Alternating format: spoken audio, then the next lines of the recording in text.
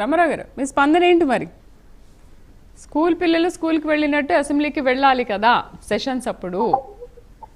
ప్రతిసారి మేము వెళ్ళమనే మాట్లాడతారు, మీరు బయట నుంచే ప్రశ్నిస్తారు. మరి ఎలా సమాధానం చెప్తుంది ప్రభుత్వం కూడా? ఇక్కడ ఒకటి మేడం, మొట్టమొదటి నుంచి చెప్తున్నటువంటి అంశం ఏంటంటే, ఇక్కడ శాసనసభ స్పీకర్ గా ఉన్నటువంటి వ్యక్తి, ఆయన స్వతంత్రంగా వ్యవహరించాల్సినటువంటి వ్యక్తి రాజకీయాల పట్ల లేకపోతే రాజకీయ కోణంలో వ్యవహరిస్తున్నాడు అనేది వాస్తవం. ఎందుకంటే మా నాయకుడు జగన్మోహన్ రెడ్డి గారు ఏదైతే 6వ నెల 2024 తేదీన రాసినటువంటి లేఖకు ఈ రోజు వరకు జవాబు చెప్పలేదు.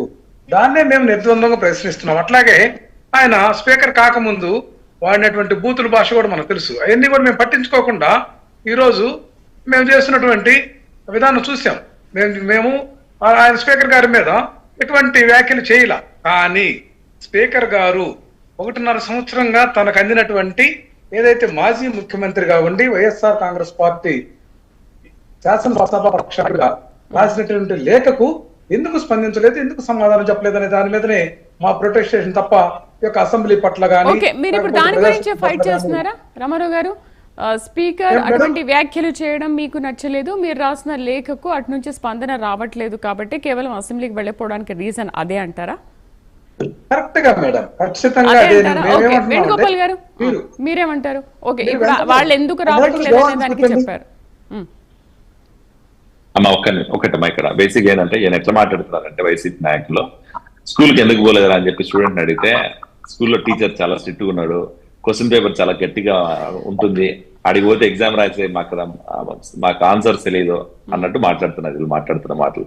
స్పీకర్ గారికి లేఖ రాశారు, స్పీకర్ గారు దాని మీద సంజాయిషీ లేదు, లేకపోతే ఆన్సర్ ఇవ్వలేదు అంటే మీరు రాసిన లేఖకి ఎటువంటి వ్యాలిడిటీ లేదు, లేకపోతే దానికంటూ ఒక అథెంటిసిటీ లేదు కాబట్టి దాని రెస్పాన్స్ లేదు. First point. రెండో పాయింట్, ప్రతిసారి ఇదే తీసుకొస్తారు. జగన్మోహన్ రెడ్డి గారు ఎందుకు అసెంబ్లీకి రాలేదంటే స్పీకర్ గారి భాష బాగాలేదు అంటారు. రాజకీయం చేసినప్పుడు, ఎలక్షన్ క్యాంపెయిన్ చేసినప్పుడు రాజకీయ పార్టీలో ఉన్న ఏ నాయకుడైనా కూడా అలాంటి మాటలు మాట్లాడిన మాటలు వాస్తవం. వైసీపీ నాయకులు ఎవరు మాట్లాడలేదు అలాంటి మాటలు. జగన్మోహన్ రెడ్డి గారు పార్టీలో ఉన్న నాయకులు ఎవరు చంద్రబాబు నాయుడు గారి గురించి అలాంటి ఆరోపణలు చేయలేదా?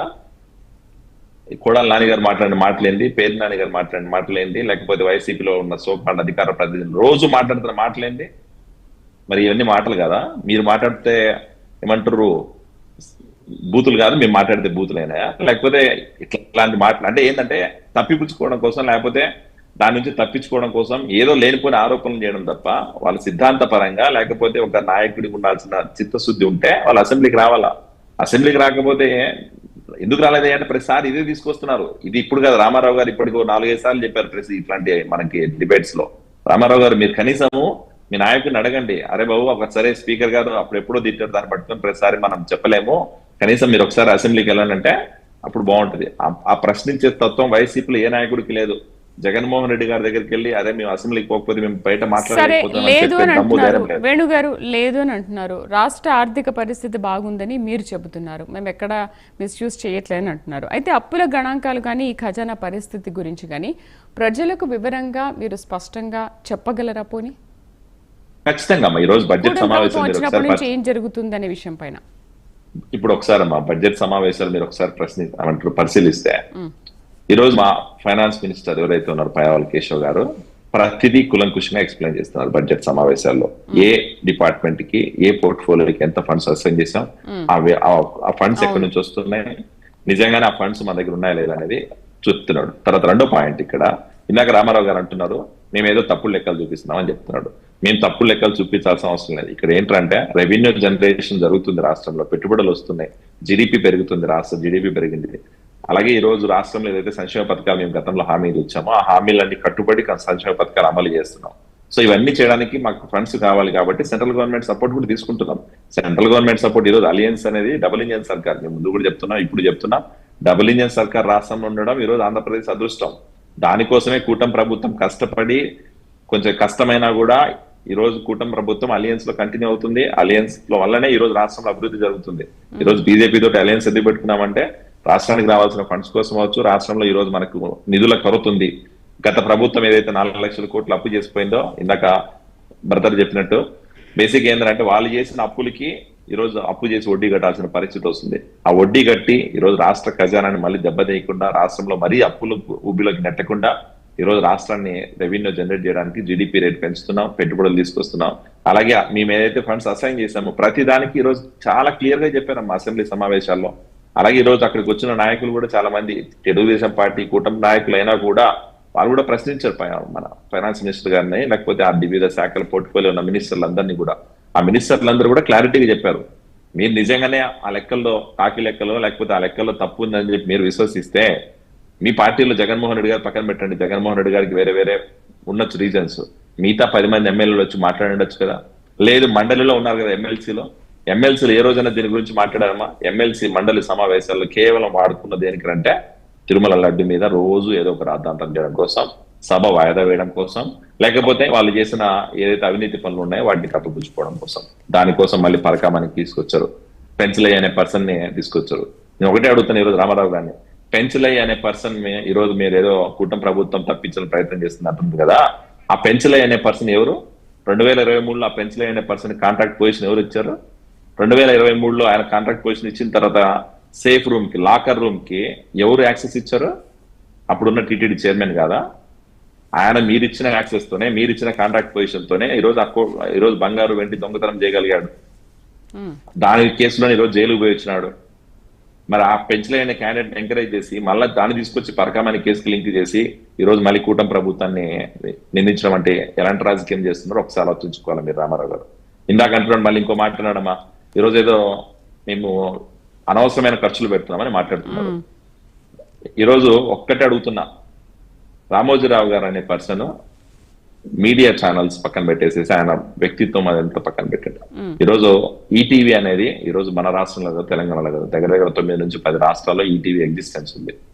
ఆయన తెలుగు పౌరుడిగా పుట్టి 9-10 రాష్ట్రాల్లో ఒక టెలికాస్టింగ్ సర్వీసెస్ రన్ చేస్తున్నాడు. అంత పెద్ద ఆర్గనైజేషన్, కొన్ని వేల మంది రామోజీ ఫిలిం సిటీలో పనిచేస్తున్నారు, కొన్ని లక్షల మంది సినిమా ఇండస్ట్రీ వాళ్ళు ఈ రోజు ఆయన మీద పైకి వచ్చిన వాళ్ళు ఉన్నారు. అలాంటి పర్సన్ చనిపోతే ఒక సంస్కరణ సభ కండక్ట్ చేయడం తప్పంటారా? జగన్మోహన్ రెడ్డి గారు ప్రభుత్వంలో ఉన్నప్పుడు ఉగాది ఫెస్టివల్ కోసం సెట్టింగ్ చేసినప్పుడు వేసి అనిపించలా మీకు?